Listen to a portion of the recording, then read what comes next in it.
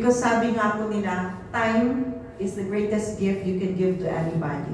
So, alam ko po, gusto niyo to be with your family, but again, you're here, and I believe that nothing is by accident. I think everything has a purpose. That's why we are here today, to learn from each other. And I'm really honored to be here with you today. Maraming salamat po sa inyong mainit na pagtanggap. Okay. As we celebrate Women's Month with the theme, Babae sa lahat ng sektor, aangat ang bukas sa bagong Pilipinas, I would like to ask my fellow women here today, what does this mean to you? What does Women's Month mean to you? For me, it's about recognition, it's about protection, and it's about action. Honoring the sacrifices of the women before us who fought for our rights, while acknowledging that our journey is far from over. Many of you are modern-day heroes, facing challenges such as workplace discrimination, abuse, cyber exploitation, and isolation. That is why it is critical to know your rights. Laws like the ones mentioned earlier, the Magna Carta for Women, Anti-Violence Against Women Act, and the Cybercrime Prevention Act exist to protect you. But beyond the law, we must empower each other. Let's build a bagong Pilipinas, a Philippines where women are truly empowered and where women thrive.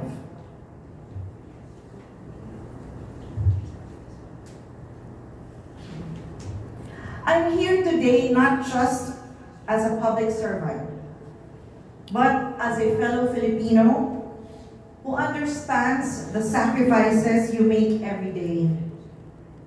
Being away from your families, missing birthdays and anniversaries, and simple moments with your children, hindi po madali. Pero hindi kayo sumusuko.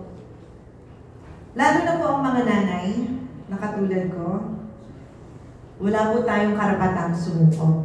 Tama? Dahil pag sumuko po tayo, pilay ang ating tahanan. Di po ba? Sino po ang nagluluto sa bahay? Nanay. Sino po ang naglilinis sa bahay? Nanay. Pakinggan ko kayo lahat. Sino po ang naglalabas sa bahay? Nanay.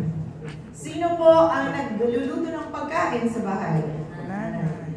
Sino po ang naghahanda ng baon ng mga anak natin? Nanay. Sino po ang nag-aalaga sa mga anak at sa asawa pag may sakit? Nanay. Sino ang nagpapasaya sa mister sa gabi? Nanay. Oo. Ang lakas ng No, but this is normal, right? Correct? It's part of life. Yun ang sinasabi ko. Pagka something happens to us, everything is frozen. I experienced this. I'm a single parent. I have 4 kids. There's my son. During the time that I got COVID, all my 4 kids, pagtingin ko, kumain na ba kayo? Mom, not yet. Ano, what are you waiting for? Because I was just in the room eh. Mom, ikaw, ano ako? You have to step up. Because I am not going to be here for you all the time. I am not going to be here forever. So you need to do something. But then, this is when they realize the role of a mother is the most important role, really. Because we are the glue of the house. We put things together. We organize things together. Lahat ng chaos sa bahay natin, tayong gumagawa at dumidiskarte tayong lahat. Hindi po ba? Kahit na, lalo na sa budgeting, I don't know if you can relate with me, budgeting is very important. Even if we only have a certain amount per day, pinagkakasya natin ang pera na yan. Kahit wala na tayong kinain or hindi na wala tayong kapritsyo sa ating mga nanay. Diba?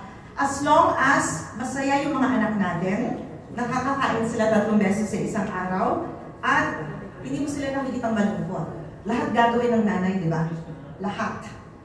So, we are all important in this world, in this community. And sabi nga nila, yes, there are successful men, there are many successful men, but behind every successful man is a woman who gave birth to them.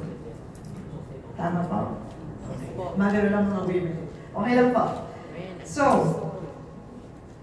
sinasabi ko minsan, kailangan pa rin ng nanay ng day off. Tama? Because sometimes we are burnt out. We need self-care, and that's very important. We need to make our cup full. Otherwise, we cannot give that love and the service to others pag kalahati lang po yung puno ng baso. Tama? So pag nagsa-self-care tayo, we fill that cup, and that's the only time we can give away what is sobra. Otherwise, we will be depleted, our energy will be depleted, and wala pong masama. Do not be guilty, moms. Women, do not be guilty if you take a day off sometimes, because some mothers are guilty. I cannot leave my children, I cannot do this, I cannot do that, I cannot be, di ako pwede mag-good time kasi nakaka-guilty. Hindi po totoo yun. We need to be happy also, so that our family can be happy as well. So, men and women should not compete with each other. Tama? Lalo na sa bahay, we should complement each other. Kung anong kaya ni Mrs. gagawin, kung anong kaya ni Mr. gagawin din. And we balance. For me, balance is key and communication is key to everything. Your work is more than just a means to learn. It is about giving your family a future and proving that a Filipina can stand strong anywhere in the world. Look at Heidelin Diaz, our first Olympic gold medalist, who defied the odds and proved that a Filipina's strength is unstoppable. She was having mental health issues, went through depression, she wasn't getting the proper support, but she didn't give up. Imagine, the pride of the Philippines, Ms. Heidelin Diaz. Or we also have Maria Ressa, the first Filipina Nobel Peace Prize laureate, who reminds us that when a Filipina speaks, the world listens. And our very own OFWs, like Melanie Manalo, a Filipina caregiver in Japan, recognized for her exceptional service, showing that Filipinas just don't work hard. They lead with the heart. Minsan kasi, ito ang situation, this is just real talk, when Filipinos are abroad, especially the women, they're so nice. Tama po ba? Lahat, we just take it all in. When somebody talks to us in a rude way, we just keep quiet. Most of the Filipinas, I'm speaking in general, but there are those others who have the voice also and to stand up for themselves. How I wish that we could all be like that. Because I know we are very patient and we are very nice, but we have to draw the line somewhere there. There was a time I lived in the US, and syempre may culture shock ng konti, no? How Americans would talk, medyo palaban, and talagang, if you do not speak up, tatapakan ka lang forever. Natuto din ako. Because sabi ko, teka muna, I also have my rights, right? Especially when I know I am tama ako, nasa tamang lugar ako. Hindi po dapat makipag-away. There is always a way of talking and approaching someone when you want your side to be heard.